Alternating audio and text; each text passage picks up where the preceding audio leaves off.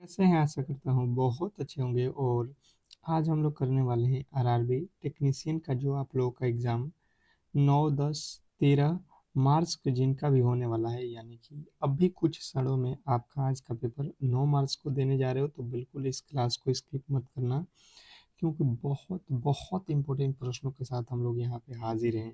तो जो भी मेरे दोस्त इस क्लास में आए हैं, जिनका भी पेपर आज है, तो मैंने आप लोगों से पहले भी कहा था कि सुबह में आप लोगों के लिए स्पेशल क्लास लाने वाले हैं, जो कि 9 मार्च के एग्ज़ाम देने वाले हैं। आपका 10 मार्च या 13 मार्च को भी है, तो आप इस क्लास को स्किप मत करना, क्योंकि जो आप लोगों का महत्वपूर्ण प्रश्न है, 100% आने वाला है, जो कि गेस किया हुआ है, आप कह सकते हो, जो मैंने आपसे सुबह में कहा था। रामबाण प्रश्नों के साथ आऊँगा, और जो भी मेरे दोस्त एग्ज़ाम हॉल में जाने वाले हैं, उनके लिए ये बहुत बड़ा जो है गिफ्ट होने वाला है। तो 9 मार्च आज ही है, और जो भी मेरे दोस्त एग्ज़ाम हॉल में जाने वाले हैं सुबह के, मैंने कहा था कि 5 एम पे आपको क्लास होगा, तो ये 5 एम पे क्लास स्टार्ट हो चुका है। और आप लोग इस क्लास को बिल्कुल लाइक करके जो है चैनल को सब्सक्राइब करके रख लो, ठीक है। मैं आप लोगों से फिर कह रहा हूँ कि सुबह के 5 एम पे आपके लिए मैंने ये क्लास स्टार्ट कर दिया है, जैसे कि आप लोगों से मैंने कहा था।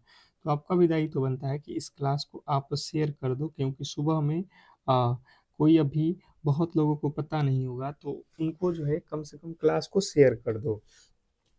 और चैनल पे नए आए हो तो चैनल को सब्सक्राइब कर लो। तो पहले हम लोग जो है साइंस के प्रश्नों को देख लेते हैं, उसके बाद से मैथ, फिर उसके बाद से आप लोग का जीके, रीजनिंग, ये पूरे के पूरे प्रश्नों को हम कराएंगे। केवल और केवल अंत तक देख लो, फटाफट से एक बार अपने सनसनी नज़रों से देखकर एग्जाम हॉल में चले जाओ, क्योंकि आपको 100% प्रश्न ये मिलने वाले हैं आपके एग्जाम हॉल में। तो एक बार देखोगे और कुछ देरों में तो ही आपको एग्जाम हॉल में जाना है, तो 100% आप सॉल्व कर लोगे। देखिएगा, पहला प्रश्न आपके सामने है, यदि किसी वस्तु का संवेग 20% बढ़ाया जाता है, तो उसकी गतिज ऊर्जा में कितने प्रतिशत की वृद्धि होगी? यदि किसी वस्तु का संवेग 20% बढ़ाया जाता है, तो उसकी गतिज ऊर्जा में कितने प्रतिशत की वृद्धि होगी? Question number 1। पहला नंबर प्रश्न का जो राइट उत्तर है, फटाफट से आपको बताना है। अगर पता है तो आप कमेंट बॉक्स में हर एक प्रश्न के राइट उत्तर बताने की कोशिश करें। कमेंट बॉक्स में सभी लोग। काइनेटिक एनर्जी बराबर क्या होता है? आप लोगों को मालूम है कि आपका होता है P²/2A। एक ये भी होता है फॉर्मूला। यहाँ से संवेग दिया है 20% बढ़ाने के लिए, और यहाँ पे आपका पूछ रहा है काइनेटिक एनर्जी क्या होगा। तो 20% बढ़ाओगे तो क्या हो जाएगा आपका? 20% का मतलब आप यहाँ से कर लोगे 1.2, और इसका स्क्वायर करोगे तो कितना हो जाएगा? 1.44। यानी कि कुल मिला के ये कितना वृद्धि हो जाएगा? 44%। 1.44 का मतलब क्या हो जाएगा? 44। 100 से कितना अधिक हो रहा है? 44। नेक्स्ट प्रश्न की ओर चलेंगे, और अगला प्रश्न आपके सामने है,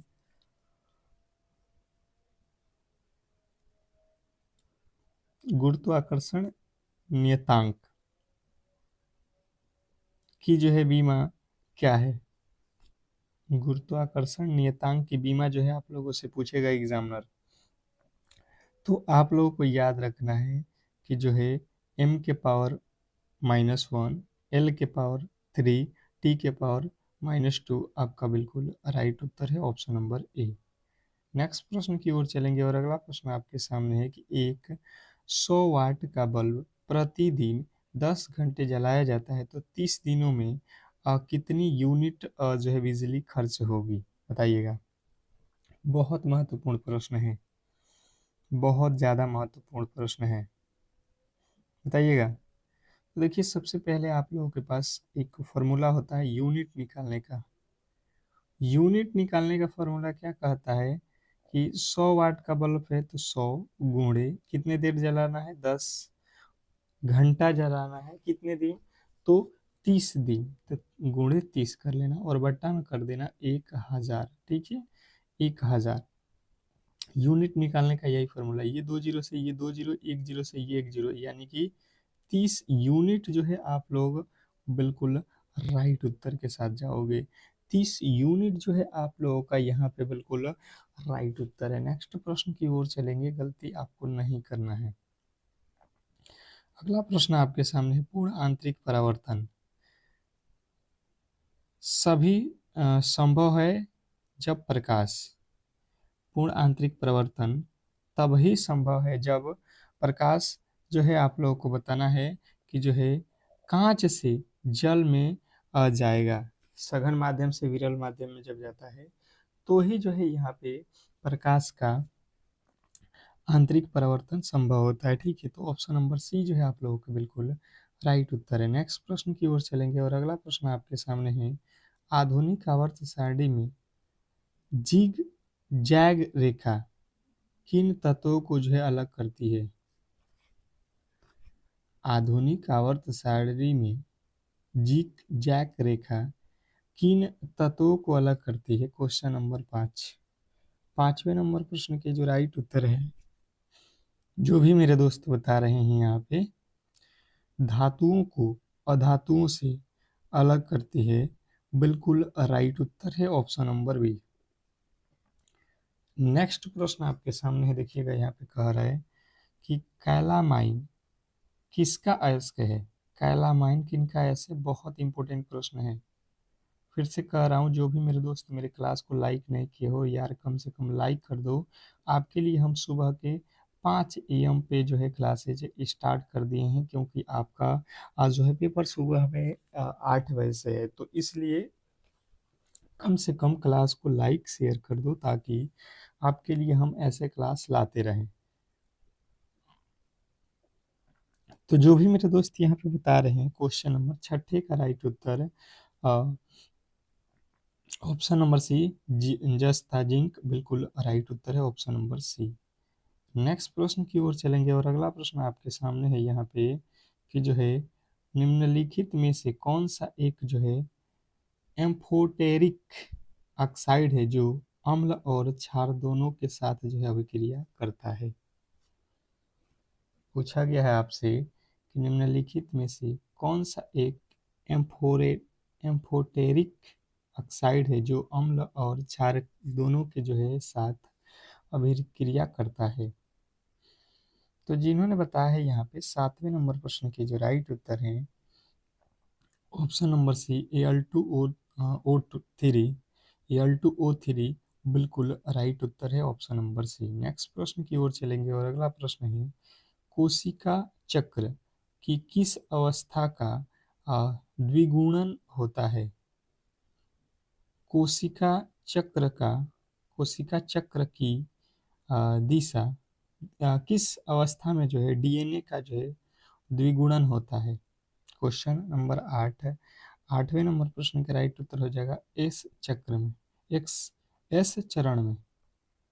नेक्स्ट प्रश्न की ओर चलेंगे और अगला प्रश्न आपके सामने है, 9वां नंबर प्रश्न देखिए, पौधों में फ्लोएम का मुख्य कार्य क्या है। बहुत इंपॉर्टेंट प्रश्न है, फ्लोएम और जाइलम से आपको 100% प्रश्न पूछेगा, आपको इस पे ध्यान देना है। ठीक है, कह रहा है जब फ्लोएम का जो कार्य होता है, ये आप लोगों को अच्छे तरीके से याद रखना है कि फ्लोएम का कार्य होता है शर्करा या भोजन का परिवहन।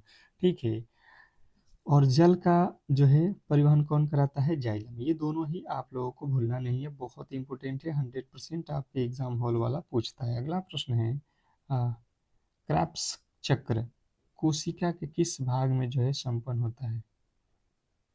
क्रैश चक्र कोशिका के किस भाग में संपन्न होता है, क्वेश्चन नंबर 10।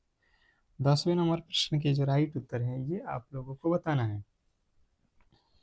क्वेश्चन नंबर 10, 10वें नंबर प्रश्न के जो राइट उत्तर है, आप लोग को याद रखना है माइट्रोकांड्रिया। माइट्रोकांड्रिया जो है आपके बिल्कुल राइट उत्तर है ऑप्शन नंबर बी। जिन्होंने भी बी को चुना है, बिल्कुल उनके राइट उत्तर है। नेक्स्ट प्रश्न की ओर चलेंगे और अगला प्रश्न आपके सामने है, संवेग की जो है एसआई यूनिट क्या है। संवेग की ईसाई यूनिट क्वेश्चन नंबर 11 का जो है राइट उत्तर बताने की कोशिश करेंगे सभी लोग। क्वेश्चन नंबर 11, 11वें नंबर प्रश्न के जो राइट उत्तर हैं फटाफट से आपको बताना है।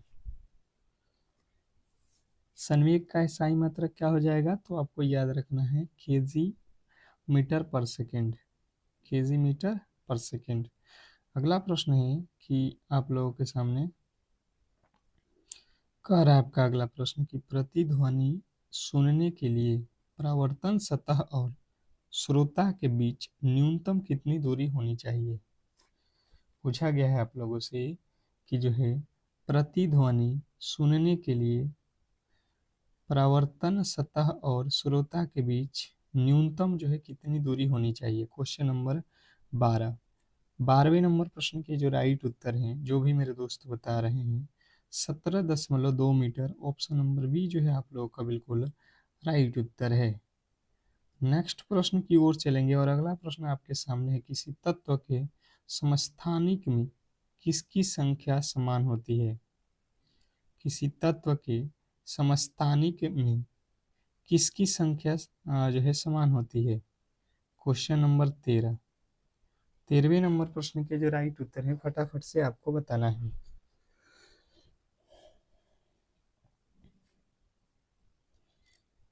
13वें नंबर प्रश्न के राइट उत्तर बताना है जिन्होंने बताया है यहाँ पे प्रोटीन की संख्या, प्रोटॉनों की संख्या, ऑप्शन नंबर बी बिल्कुल राइट उत्तर है। नेक्स्ट प्रश्न की ओर चलेंगे और अगला प्रश्न आपके सामने है दूध के घनत्व को मापने के लिए किस जो है उपकरण का उपयोग किया जाता है। दूध के घनत्व को मापने के लिए किस उपकरण का उपयोग किया जाता है, बताइएगा। दूध के घनत्व को मापने के लिए किस उपकरण का उपयोग किया जाता है। तो जो भी मेरे दोस्त यहाँ पे बता रहे हैं कि जो है लैक्टोमीटर, उनके बिल्कुल राइट उत्तर है ऑप्शन नंबर बी लैक्टोमीटर। जिन्होंने भी ऑप्शन नंबर बी को चुना है उनके बिल्कुल राइट उत्तर है। नेक्स्ट प्रश्न की ओर चलेंगे और अगला प्रश्न आपके सामने है अधातु जो सामान्य ताप पर द्रव अवस्था में पाई जाती है। अधातु, वह अधातु जो सामान्य ताप पर द्रव अवस्था में पाई जाती है वह कौन सी है। आपके सामने है पारा, ब्रोमीन, क्लोरीन, आयोडीन। चारों ऑप्शनों में से आपको बताना है। तो देखिए एक होता है धातु और एक होता है अधातु। जब अधातु पूछेगा तो आपको ध्यान देना है कि ब्रोमीन होता है, ऑप्शन नंबर बी आप लोगों का राइट उत्तर होगा, ठीक है। और कमरे के ताप पर द्रव अवस्था में पाया जाता है ये धातु में आपको पारा लगाना है। दोनों ही आप लोगों के लिए बहुत इंपॉर्टेंट है, ध्यान देना है। अगला प्रश्न है कि ध्वनि तरंगे किस प्रकार की तरंगे होती हैं। ध्वनि तरंगे किस प्रकार की जो है तरंगे होती हैं ये आप लोगों से पूछा गया है क्वेश्चन नंबर 16। 16वें नंबर प्रश्न के जो राइट उत्तर हैं ये आप लोगों को बताना है, बताने की कोशिश कीजिए। क्वेश्चन नंबर 16 क्या लगता है आपको। क्वेश्चन नंबर 16 के राइट उत्तर दीजिए सभी लोग। जो भी मेरे दोस्त यहाँ पे बता रहे हैं अ, अनुदैर्ध्य, अनुदैर्ध्य तरंगे बिल्कुल राइट उत्तर है ऑप्शन नंबर बी। नेक्स्ट प्रश्न की ओर चलेंगे और अगला प्रश्न आपके सामने है लिटमस किससे प्राप्त किया जाता है। लिटमस किससे प्राप्त किया जाता है, क्वेश्चन नंबर 17। 17वें नंबर प्रश्न के जो राइट उत्तर हैं बताने की कोशिश करना है सभी लोगों को कि लिटमस किससे प्राप्त होता है। जिन्होंने बताया है कि लिटमस जो है लाइकेन से प्राप्त होता है, ऑप्शन नंबर बी लाइकेन उनके बिल्कुल राइट उत्तर है। इसमें कहीं से भी आपको डाउट नहीं होना चाहिए, ऑप्शन नंबर जो है बी। नेक्स्ट प्रश्न की ओर चलेंगे और अगला प्रश्न आपके सामने है आधुनिक आवर्त सारणी के किस समूह में अक्रिय गैसों को रखा गया है। आधुनिक आवर्त सारणी के किस समूह में अक्रिय गैसों को रखा गया है, बताएंगे। ये मैंने आप लोगों को कल भी बताया था कि बहुत इंपॉर्टेंट प्रश्न है। एक बार सभी लोग क्लास को लाइक करो यार। सुबह के जो है देख लो कितने, सुबह 5:30 AM पे कोई क्लास ले रहा है, इस समय नहीं ले रहा है। आपके लिए हमने सुबह में कहा था कि आएंगे और रामबाण प्रश्न कराएंगे और आपके लिए हाजिर है। तो कम से कम क्लास को यार लाइक शेयर कर दिया करो। जिनने बताया है यहाँ पे समूह 18 उनके बिल्कुल राइट उत्तर है। नेक्स्ट प्रश्न आपके सामने है कि जो है शरीर में ऑक्सीजन का जो है परिवहन किसके द्वारा किया जाता है? शरीर में ऑक्सीजन का परिवहन किसके द्वारा किया जाता है? Question number 19।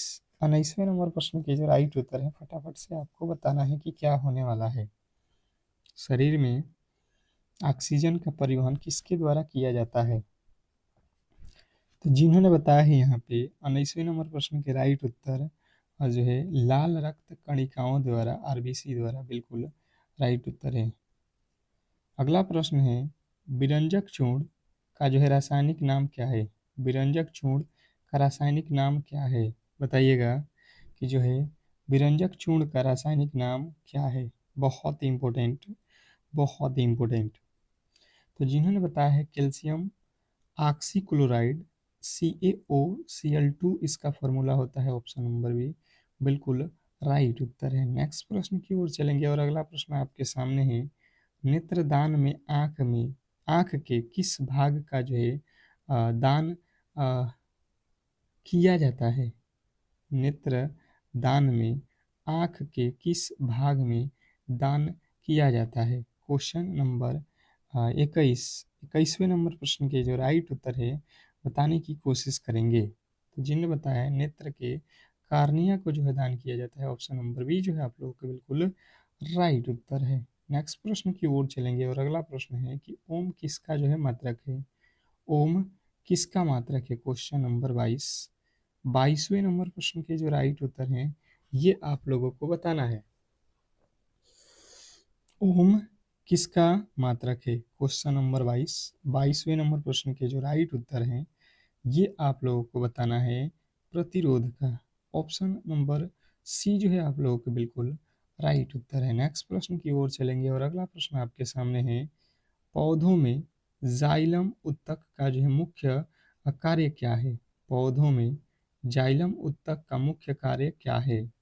स्टार लगा लो। क्वेश्चन नंबर 23वें नंबर प्रश्न के राइट उत्तर आप लोगों को बताना है पौधों में जाइलम उत्तक का मुख्य कार्य क्या होता है?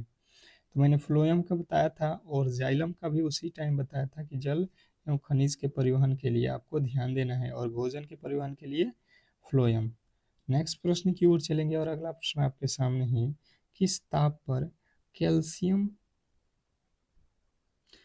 सेल्सियस, किस ताप पर सेल्सियस और फ़ारेनहाइट स्केल का जो है मान समान होता है? फ़ारेनहाइट और सेल्सियस किस तापमान पे बराबर होते हैं बताने की कोशिश करेंगे। तो -40 डिग्री सेल्सियस पे ये दोनों बराबर होते हैं, ऑप्शन नंबर बी। नेक्स्ट प्रश्न की ओर चलेंगे और अगला प्रश्न आपके सामने है कि प्रकाश के अपवर्तन के कारण इनमें से क्या होता है? प्रकाश के अपवर्तन के कारण इनमें से क्या होता है? क्वेश्चन नंबर 25वें नंबर प्रश्न के जो राइट उत्तर हैं बताएंगे सभी लोग। 25वें नंबर प्रश्न के राइट उत्तर देखिए तारे टिमटिमाते हैं, पानी में डूबी हुई छड़ी उठा हुआ नजर आएगा या टेढ़ा दिखाई देगा, सूर्य का जो है वास्तविक उदय से पहले जो है दिखना, ये सारे के सारे जो है घटनाएं कब होती है? प्रकाश के अपवर्तन के कारण। नेक्स्ट प्रश्न में हमारा दिया गया है कि यदि किसी संख्या के 60% में से 60 को घटा दिया जाए तो परिणाम 60 आता है, तो वह संख्या ज्ञात करें। स्टार लगा लो ये प्रश्न पे, बहुत बहुत इंपॉर्टेंट है गणित का ये प्रश्न और कहीं ना कहीं सिलेक्शन लेना है तो ये प्रश्न आपको आना चाहिए, ठीक है। तो चलिएगा इस प्रश्न को सोल्व करते हैं और गणित के प्रश्नों को सोल्व करने से पहले फिर से एक बार कर रहा हूँ सभी लोगों से, जो भी मेरे दोस्त मेरे क्लास को लाइक नहीं किए हो तो कम से कम लाइक कर लो और चैनल को सब्सक्राइब कर दो। सुबह के 5 AM पे आपके लिए हम क्लास ले रहे हैं, ठीक है। तो बेहतर तरीके से इस क्लास को लाइक शेयर एक बार कर दो। हमें पता नहीं है कि कोई संख्या है, मान लो x है, उसका 60% निकाल लो, 60/100 हो जाएगा। फिर जो है इसमें से 60 घटाना है, कह रहा है 60 घटाओगे तो ये जो है 60 हो जाएगा, ठीक है, कोई दिक्कत नहीं है। अब चलो यहाँ पे क्या करो, यहाँ से एक जीरो से एक जीरो काट दो, ये कितना हो जाएगा 6x बट्टा में हो जाएगा 10, ठीक है, कोई दिक्कत नहीं है। ये 60 को इधर लिखो तो ये 60 इधर माइनस में इधर आएगा तो प्लस का 60, 60 60 120। तो यहाँ से 6x बराबर हो जाएगा, इधर तिरछा तिरछी गुणा कर दो 1200। हमें 6 का x का वैल्यू निकालना है, यहाँ से काट देंगे 6 दूना 12, 200। 200 जो है आपका बिल्कुल राइट उत्तर है, ऑप्शन नंबर डी। 200 का अगर आप 60% निकालोगे और 60 घटाओगे तो 60 प्राप्त होगा। नेक्स्ट प्रश्न की ओर चलेंगे और अगला प्रश्न आपके सामने है कि एक आयत की लंबाई उसकी चौड़ाई से दुगुनी है। यदि आयत का परिमाप 54 है तो इसका जो है लंबाई हम लोगों से पूछा गया है। बहुत बहुत इंपॉर्टेंट प्रश्न है। आपको इसमें करना क्या है, सिंपल से लॉजिक लगाना है। इसमें जितना बोला है उतना ही करो। इसने कहा है कि किसी आयत की लंबाई उसकी चौड़ाई से दुगुनी है। आयत की जो लंबाई है, लंबाई ये चौड़ाई से दुगुनी है, यानी कि चौड़ाई x होगा तो ये लंबाई 2x हो जाएगा, ठीक है, क्योंकि चौड़ाई से आयत की लंबाई 2 गुनी है। यदि परिमाप, तो परिमाप निकाल दो इसका। परिमाप क्या होता है, 2 × L + B। इसने कहा है कि कितना है परिमाप, 54 है, ठीक है। हम कह रहे हैं यहाँ पे कि 54, ये काट दो 2 के पहाड़े में, 54 कितना मर्तबा कट जाएगा, 54 27 दूना 54, यानी कि ये हो जाएगा 27 बराबर एल का वैल्यू कितना है 2x और प्लस बी का वैल्यू है x। 2 और 1 3x हो जाएगा। कितना हो जाएगा 3x, और बराबर में हो जाएगा आपके कितना 27। ये 3 के पहाड़े में काट दो, x का वैल्यू 9। हमसे पूछा है आयत की लंबाई, लंबाई कितना है 2x, तो 2 × 9 कर दो, 9 दूना 18 सेंटीमीटर। आपके बिल्कुल राइट उत्तर है ऑप्शन नंबर सी। जिन्होंने भी सी को चुना है उनका बिल्कुल राइट उत्तर है। नेक्स्ट प्रश्न की ओर चलेंगे और अगला प्रश्न आपके सामने है। देखिएगा यहाँ पे कह रहा है अंडर रूट, यहाँ पे दिया गया है 0.009 गुणे 0.01 का मान क्या होगा, बताइएगा। यहाँ पे बताने की कोशिश कीजिए सभी लोग, इस प्रश्न के राइट उत्तर क्या होने वाला है। फटाफट से आपके राइट उत्तर आना चाहिए। Question number 28।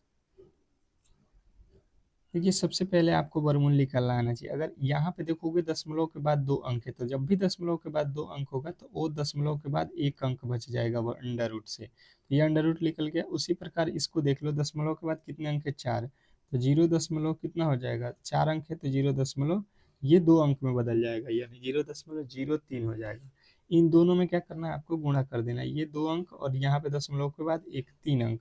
3 अंकों पे आप लोगों का गुणा में उत्तर होना चाहिए, जो कि ऑप्शन नंबर बी में दिया गया है। ऑप्शन नंबर बी आपका क्लियर राइट उत्तर है। नेक्स्ट प्रश्न की ओर चलेंगे और अगला प्रश्न आपके सामने है कि एक दुकानदार 1200 की दर पर 10% और 20% की दो क्रमिक छूट देता है। वस्तु का जो है विक्रय मूल्य ज्ञात करें।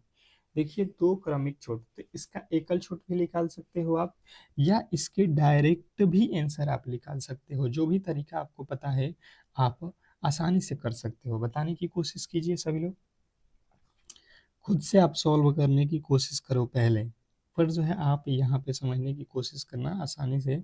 जैसे 1200 रुपया है आपको, जो है बोला गया किसी सामान का प्राइस। उसने कहा कि पहले हम आपको 10% का छूट दिए, यानी कि अगर 100 का सामान था तो आपको बोला गया कि भाई साहब आपको 90 रुपया में जो है ये मिल जाएगा, ठीक है, कोई दिक्कत नहीं है। फिर कहा कि नहीं, अभी आपको फिर से हम छूट दे रहे हैं, कितने का, 20% का। तो 20% का देगा तो वो सामान कितने में दे रहा है, 80 में, यानी कि 80 रुपया में आपको मिल जाएगा। ये 2 जीरो से ये 2 जीरो खत्म, ये 2 जीरो से ये 2 जीरो खत्म।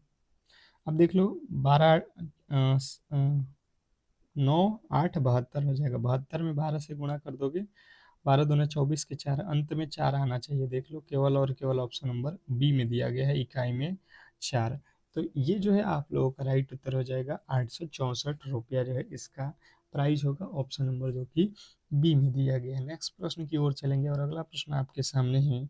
कह रहा है कि यदि ए किसी काम को 10 दिनों में, बी उसी काम को 15 दिनों में कर सकता है, तो दोनों मिलकर जो है उस काम को कितने दिनों में पूरा कर सकते हैं, ये आप लोगों से पूछा गया है। बताना है आप लोगों को। यहाँ पे क्वेश्चन नंबर जो है आप लोगों के सामने 30वें नंबर प्रश्न के जो राइट उत्तर है ये आपको बताना है। तो सबसे पहले आपको देखना है क्या, कि ए जो है क्या लिखा हुआ है, कि ए जो है 10 दिनों में करता है और बी जो है उसी काम को 15 दिनों में करता है। दोनों मिलकर कितने दिनों में करेंगे, तो आप सिंपल से इसके टोटल वर्क निकालोगे तो 30 हो जाएगा। 10 के पहाड़े में 3 मर्त में, और 30 के पहाड़े में आपके कितना मर्त में हो जाएगा, 2 मर्त में। 15 दूना 30, 10 तिया 30। टोटल कोई काम पूछेगा तो 3 2 हम बताएंगे 5, ए और बी एक दिन में टोटल काम कितने करेंगे, 5। इसने कहा है कि टोटल काम कितना है, 30। 30 को जो है कितने, एक दिन में 5 कर रहे हैं तो 5 छक्का 30, यानी 6 दिनों में ए और बी मिलकर टोटल काम को कर देंगे। अगला प्रश्न है कि वह छोटी से छोटी संख्या कौन सी है जिससे 100 125 और 155 को भाग देने पर 5 5 शेष बचता है। वह छोटी से छोटी संख्या कौन सी है जिससे 125 और 155 को भाग देने पर 5 और 5 शेष बचता है, ठीक है। तो देखिए सबसे पहले आप ऐसे प्रश्नों में क्या करो, 125 लिखा है, इसमें भी 5 शेष बचता है तो 5 माइनस कर दो, ये हो जाएगा 120। यहाँ पे भी 5 शेष बच रहा है, दोनों में देखो लिखा है 5 5 शेष, तो यहाँ से घटा दो 150। मतलब जब हम इसमें भाग देंगे तो 5 5 शेष बच रहा था तो उसको हमने माइनस कर लिया। अब 120 और 150 इसका जो है क्या निकालना पड़ेगा, एचसीएफ। जब भी कहे बड़ी से बड़ी संख्या तो आपको एचसीएफ है, जब कहे छोटी से छोटी संख्या तो उसका एलसीएम निकालते हैं, ये मैंने आप लोगों को बताया है। तो देखो ये दोनों किसके पहाड़े में आते हैं, 15 के पहाड़े में, 30 के पहाड़े में, 45 के पहाड़े में तो नहीं आता है, 60 के पहाड़े में नहीं आता है, ये दोनों के पहाड़े में आता है। पर इसने कहा है बड़ी से बड़ी संख्या, तो भाई साहब 15 बड़ी संख्या नहीं होती है, 30 बड़ी संख्या होती है। तो ऑप्शन नंबर बी जो है आपका बिल्कुल राइट उत्तर है। नेक्स्ट प्रश्न की ओर चलेंगे और अगला प्रश्न है कि प्रथम 5 विषम संख्याओं के वर्गों का जो है औसत क्या होगा। प्रथम 5 विषम संख्याओं के वर्गों का औसत क्या होगा। देखिए इसके फॉर्मूले अगर आपको मालूम है तो आप आसानी से इसको बना सकते हो, नहीं मालूम है तो फिर जो है आप इसको वर्ग करोगे और फिर बनाने की कोशिश करोगे तो ज़्यादा जो है दिक्कत हो जाएगा, ठीक है। तो आप जो है यहाँ पे इसके वर्ग कर लोगे तो 5 तो है, 5 है तो एक का वर्ग 1 हो जाएगा। और 5 विषम संख्या है ना, विषम संख्या, विषम यानी कि 3 का 9, फिर 5 5 बचे 25 और 7 7 49 और एक ठो बच गया कितना, 9, 7 के बाद 9, 9 9 81, बट्टा में कितना हो जाएगा आपका, 5 5 संख्या है, इसमें कितना हो जाएगा जोड़ लो, ये हो जाएगा 165/5, कितना हो जाएगा, ते 5 तिया 15, 5 तिया 15, 33 जो है आपका बिल्कुल राइट उत्तर है। नेक्स्ट प्रश्न की ओर चलेंगे और अगला प्रश्न आपके सामने है कि एक समबाहु त्रिभुज की भुजा 8 सेमी है तो इसका क्षेत्रफल क्या होगा। एक समबाहु त्रिभुज की भुजा 8 सेमी है तो इसका क्षेत्रफल क्या होगा। तो देखिए समबाहु त्रिभुज का क्षेत्रफल सबसे पहले आपको यहाँ पे ये आना चाहिए। तो समबाहु त्रिभुज का क्षेत्रफल क्या होता है, √3/4 भुजा स्क्वायर, यही तो फॉर्मूला होता है, √3/4 भुजा स्क्वायर।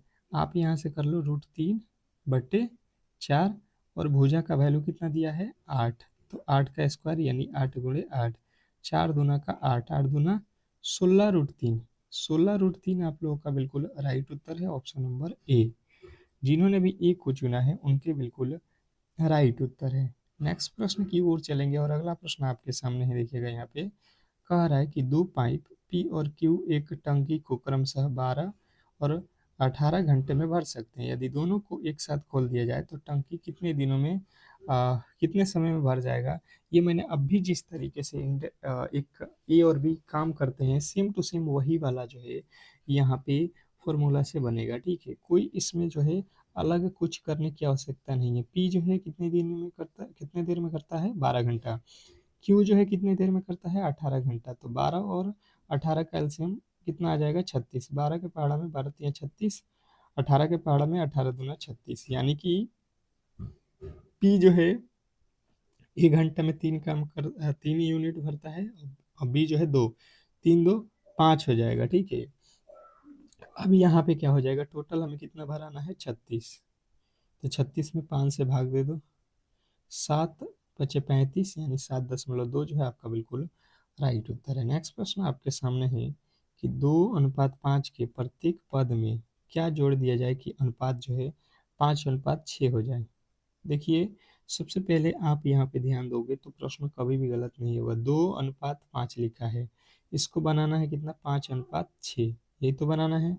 तो आप सिंपल से लॉजिक में समझो कि आप यहाँ पे रख लो सबसे पहले 10, ये 10 रखोगे, पहला वाला ऑप्शन चेक कर लो, 10 तो ये हो जाएगा, यहाँ पे भी 10 जोड़ोगे, 10 10 तो ये हो जाएगा 15। तो ये 5:6 के अनुपात में बनेगा, बिल्कुल नहीं बनेगा। फिर रखो दूसरा वाला 12, 12 में 2 जोड़ो 14 अनुपात 5 जोड़ दो, 12 5 17, ये भी नहीं। फिर आ जाओ 13, 13 में 2 जोड़ो 15 अनुपात, 13 में 5 जोड़ो 13 5, 13 5 18, 13 5 18, ये देखो कट जाएगा 5 के पहाड़े में, 5 छः के 30। आ गया आप लोगों का कौन सा रखने पर, ऑप्शन नंबर सी। इसको जो है आप जो है ऑप्शन से करोगे तो बेहतर रहता है, ठीक है। नेक्स्ट प्रश्न की ओर चलेंगे और अगला प्रश्न आपके सामने रीजनिंग का है कि दिए गए पैटर्न को पूरा करें। दिए गए पैटर्न को पूरा करना है, ये आप भी जो है आप लोगों को कमेंट बॉक्स में बताना है सभी लोगों को। इसका जो है आप लोग बिल्कुल क्यूब स्क्वायर पर देखोगे कि प्रश्न आपके एग्जाम हॉल वाला पूछेगा। तो चलिएगा यहाँ पे एक बार फिर से जो है आप लोगों से मिलते हैं जो है एग्ज़ाम के बाद। तब तक के लिए आप लोग जो है क्लास को लाइक करके चैनल को सब्सक्राइब करके रखो। मिलते हैं नेक्स्ट क्लास में, तब तक के लिए धन्यवाद।